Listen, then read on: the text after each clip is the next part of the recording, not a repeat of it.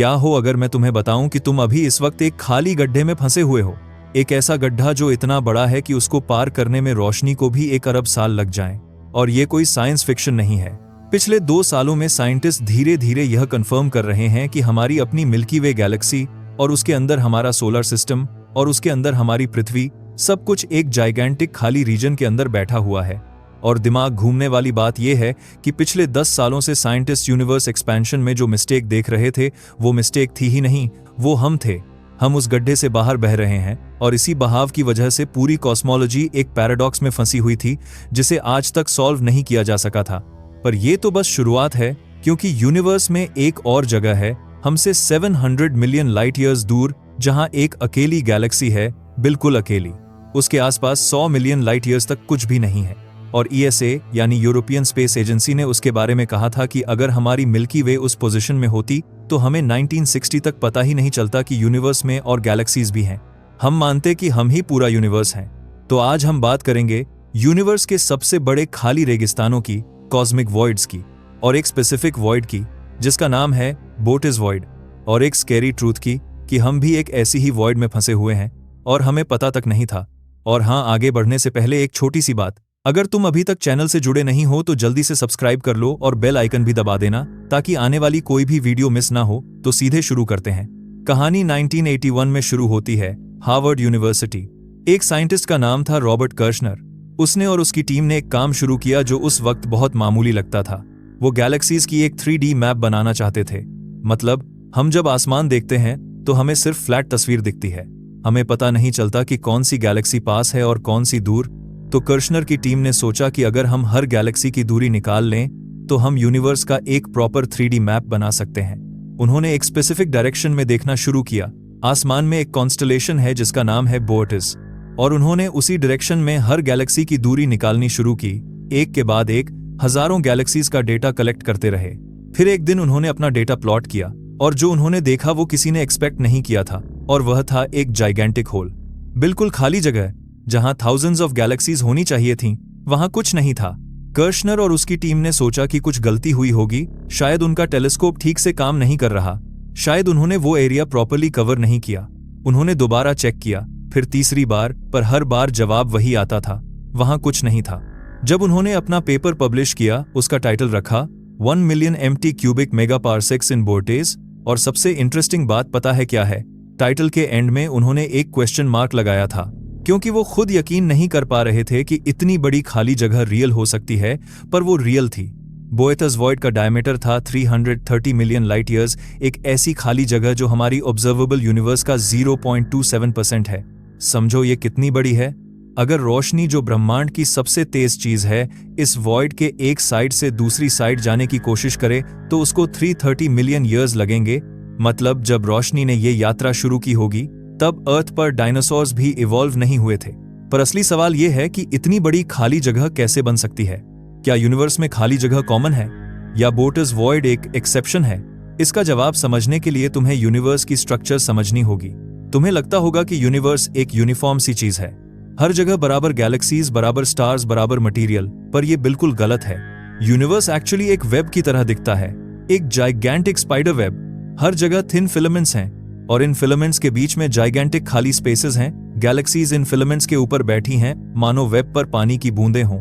इसे scientists cosmic web कहते हैं। और इस वेब में सबसे इंटरेस्टिंग बात यह है कि वॉल्यूम के हिसाब से यूनिवर्स का ज्यादा हिस्सा खाली है। फिलामेंट्स तो बस थिन थ्रेड्स हैं, बाकी सब वॉइड है। मतलब अगर तुम रैंडम पॉइंटर उठाकर यूनिवर्स में कहीं भी पॉइंट करो तो चांसेस ज्यादा हैं कि तुम एक वॉइड में पॉइंट करोगे, ना कि किसी गैलेक्सी में। पर रुको, यहाँ एक कंफ्यूजिंग बात है। अगर यूनिवर्स ज्यादा एम्प्टी है तो जो भी वॉइड हम देखते हैं वो कितनी एम्प्टी है? पूरी तरह एम्प्टी या उसमें कुछ है? यहाँ बोर्टिस वॉइड की सबसे हॉन्टिंग बात आती है। बोर्टिस वॉइड पूरी तरह एम्प्टी नहीं है, उसके अंदर कुछ गैलेक्सीज हैं, पर बहुत कम। आज तक साइंटिस्ट्स ने उस वॉइड के अंदर सिर्फ 60 गैलेक्सीज डिस्कवर की हैं। उतने ही साइज के एक नॉर्मल रीजन में हजारों गैलेक्सीज होनी चाहिए थीं। मतलब बोर्टिस वॉइड में जो हैं वो असली अकेलापन क्या होता है वो जानती हैं। और इन 60 गैलेक्सीज में से एक गैलेक्सी ऐसी है जिसको साइंटिस्ट ने एक खास नाम दिया है। उसका साइंटिफिक नेम है MCG 01022015, पर सब लोग उसे एक और नाम से जानते हैं, the loneliest galaxy in the universe, यानी यूनिवर्स की सबसे अकेली गैलेक्सी। ये एक स्पाइरल गैलेक्सी है, बिल्कुल हमारी मिल्की वे जैसी, पर इसके आसपास 100 मिलियन लाइट ईयर्स तक कुछ भी नहीं है। कोई दूसरी गैलेक्सी नहीं, कोई क्लस्टर नहीं, कोई फिलामेंट नहीं, बस अंधेरा। अब रुककर एक सेकंड के लिए सोचो, इसका मतलब क्या है?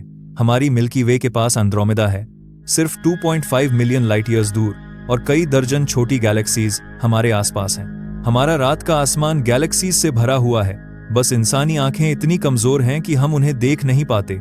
पर अगर हमारे पास एक पावरफुल टेलीस्कोप है तो हम कहीं भी देखें, हमें गैलेक्सीज दिखेंगी।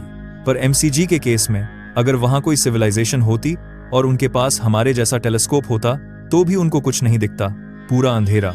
यूरोपियन स्पेस एजेंसी ने एक स्टेटमेंट में कहा था, और यह स्टेटमेंट सच में मन में चुभती है।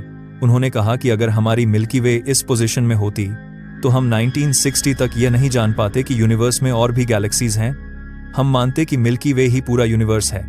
जरा इमेजिन करो उस ऑल्टरनेट रियलिटी को, उन एंशिएंट सिविलाइजेशंस को जो आसमान देखते, उनको कुछ स्टार्स दिखते अपनी ही गैलेक्सी के, और बाकी सब अंधेरा। उनकी पूरी फिलॉसफी, उनकी पूरी रिलीजन, उनकी पूरी साइंस इसी पर बनती कि वो यूनिवर्स में अकेले हैं, और शायद बिल्कुल वही सच होता उनके लिए। पर हम लकी हैं कि हम एक डेंस रीजन में हैं, हमारे आसपास गैलेक्सीज हैं। हमने 100 साल पहले हबल की मदद से जाना कि यूनिवर्स में हम अकेले नहीं हैं, और हमने यूनिवर्स की एक पूरी समझ बनाई।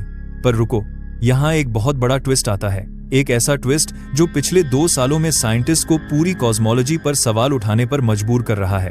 क्या तुम वाकई श्योर हो कि हम एक डेंस रीजन में हैं? 2013 में 3 साइंटिस्ट, कीनन, बार्जर और कावी ने एक पेपर पब्लिश किया। उन्होंने एक स्पेसिफिक तरीके से अर्थ के आसपास की गैलेक्सीज को काउंट किया। उन्होंने इंफ्रारेड लाइट में देखा, क्योंकि इंफ्रारेड लाइट डस्ट से ब्लॉक नहीं होती, और जो उन्होंने पाया वो चौकअप था। हमारे आसपास लगभग 1 बिलियन लाइट ईयर्स के रेडियस में गैलेक्सीज की डेंसिटी 20% कम है कंपेयर टू बाकी यूनिवर्स। मतलब हम भी एक वॉइड में हैं। इस वॉइड का नाम है केबीसी वॉइड, उन तीनों साइंटिस्ट के नाम पर, और कुछ लोग इसे लोकल होल भी कहते हैं, और कुछ इसे सिंपली हबल बबल कहते हैं, और इसका रेडियस लगभग 1 बिलियन लाइट ईयर्स है। मतलब ये बोर्टस वॉइड से भी बड़ी है, और इसके बीच में हम बैठे हैं। अब तुम सोचोगे, ठीक है हम वॉइड में हैं, तो क्या इससे क्या फर्क पड़ता है? जिंदगी तो नॉर्मली चल रही है ना। यहीं पर असली बॉम्ब गिरता है। पिछले 10 साल से साइंटिस्ट्स एक बहुत बड़े पैराडॉक्स से जूझ रहे थे, एक ऐसा पैराडॉक्स जिसने पूरी कॉस्मोलॉजी को हिलाकर रखा था, और उसका नाम था हबल टेंशन। इसे ऐसे समझो, हम यूनिवर्स की एक्सपेंशन रेट मेजर करते हैं, मतलब यूनिवर्स कितनी तेजी से फैल रहा है, इसको हबल कांस्टेंट कहते हैं। एडविन हबल के नाम पर इसको 2 अलग तरीकों से मेजर कर सकते हैं। पहला तरीका, लोकल सुपरनोवे को देखना। हमारे आसपास की गैलेक्सीज में जो सुपरनोवे होते हैं, उनकी रोशनी से हम डिस्टेंस और स्पीड निकाल सकते हैं। दूसरा तरीका, CMB को देखना, यानी कॉस्मिक माइक्रोवेव बैकग्राउंड, यानी बिग बैंग के बाद की पहली रोशनी। उससे हम पता कर सकते हैं कि यूनिवर्स उस वक्त कितनी तेजी से एक्सपैंड कर रहा था, और एक्सट्रैपोलेट कर सकते हैं कि आज कितनी तेजी से एक्सपैंड कर रहा होगा। दोनों मेथड से जो जवाब आना चाहिए वो सेम होना चाहिए, पर नहीं आता। लोकल सुपरनोवे वाला मेथड कहता है कि एक्सपेंशन रेट तेज है, CMB वाला मेथड कहता है कि एक्सपेंशन रेट स्लो है, और दोनों के बीच का डिफरेंस बहुत सिग्निफिकेंट है। ये कोई मेजरमेंट एरर नहीं है, दोनों मेजरमेंट्स बहुत एक्यूरेट हैं। तो ये पैराडॉक्स कैसे सॉल्व हो? 10 साल तक साइंटिस्ट इस पर सिर खपाते रहे। कुछ ने कहा कि हमारी फिजिक्स गलत है, कुछ ने कहा कि डार्क एनर्जी बदल रही है, कुछ ने कहा कि कोई अननोन फोर्स काम कर रही है, पर कोई सॉलिड जवाब नहीं था। फिर जुलाई 2025 में रॉयल एस्ट्रोनॉमिकल सोसाइटी के नेशनल एस्ट्रोनॉमी मीटिंग में एक साइंटिस्ट का नाम था इंद्रनील बानिक। उसने एक पेपर प्रेजेंट किया, और उस पेपर ने सब कुछ बदल दिया। बानिक ने आर्ग्यू किया कि हबल टेंशन कोई असली टेंशन है ही नहीं, ये सिर्फ हमारी गैलेक्टिक पोजीशन की वजह से दिख रही है। इसे ऐसे समझो, जब हम एक वॉइड के अंदर बैठे होते हैं और वॉइड के बाहर डेंसर रीजन्स हैं, तो ग्रेविटी एक डायरेक्शन में काम करती है। वॉइड के अंदर की चीजें इंक्लूडिंग हमारी मिल्की वे वॉइड के एजेस की तरफ धीरे धीरे खींची जा रही हैं। मतलब हम आउटवर्ड बह रहे हैं, वॉइड से बाहर डेंसर रीजन्स की तरफ, और ये बहाव हमारे लोकल मेजरमेंट्स को अफेक्ट करता है। जब हम सुपरनोवे की रोशनी देखते हैं, हम सोचते हैं कि वो गैलेक्सीज सिर्फ यूनिवर्स एक्सपेंशन की वजह से दूर जा रहे हैं, पर असल में वो 2 प्रोसेस एक साथ चल रहे हैं। एक तो यूनिवर्स एक्सपेंशन, और दूसरा है हमारा वॉइड से बाहर निकलना। इन दोनों मोशंस को मिलाकर हम जो स्पीड मेजर करते हैं, वो यूनिवर्स एक्सपेंशन से ज्यादा निकलती है। हम सोच रहे थे यूनिवर्स उस रेट से एक्सपैंड कर रहा है, असल में वो हम हैं जो आउटवर्ड बह रहे हैं। CMB वाला मेथड दूर के यूनिवर्स को मेजर करता है, वहां ये लोकल बहाव अफेक्ट नहीं करता, तो वो मेथड सही वैल्यू देता है। मतलब पिछले 10 साल की पूरी हबल टेंशन एक इल्यूजन थी, एक मिस्टेक नहीं पर एक ब्लाइंड स्पॉट। हम वॉइड में बैठे हुए थे और हमें पता ही नहीं था, और हमारी पोजीशन ने हमारी पूरी यूनिवर्स एक्सपेंशन की समझ को सटली डिस्टॉर्ट कर रखा था। ये एक माइंड बेंडिंग रियलाइजेशन है, पर ये और भी डीप जाती है। अगर हम वाकई 1 बिलियन लाइट ईयर चौड़ी वॉइड में हैं, तो इसका मतलब हमारी पूरी कलम कॉस्मोलॉजी दूसरे गैलेक्सीज से देखी जाती तो अलग दिखती।